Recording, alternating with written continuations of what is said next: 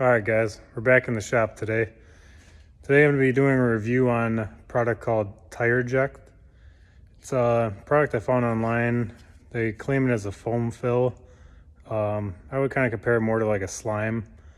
Here's the actual product. It's made in the USA.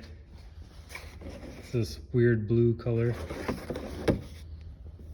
This is for off-road use only, but it gives you your how many ounces to put for whatever size tire you have. Came with this tire inject tool. I mean, I suppose you could make this yourself if you want to do.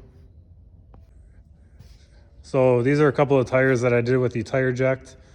Both these tires in the passenger side of the mini truck, they would lose air basically within a few hours due to dry rot. So far the Tireject has been in there about 2 weeks, and I just checked the PSI on them. I filled them up to 30.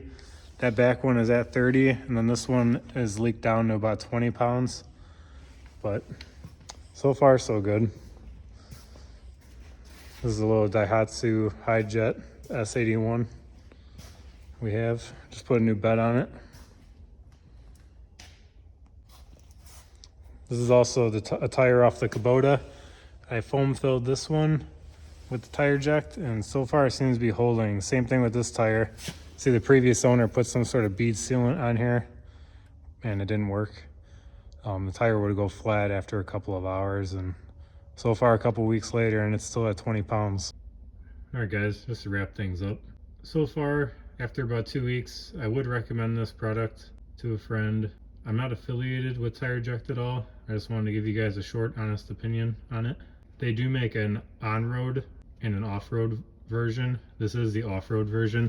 I'm not sure what the difference is to the on-road version, to be honest with you. Be sure to like and subscribe.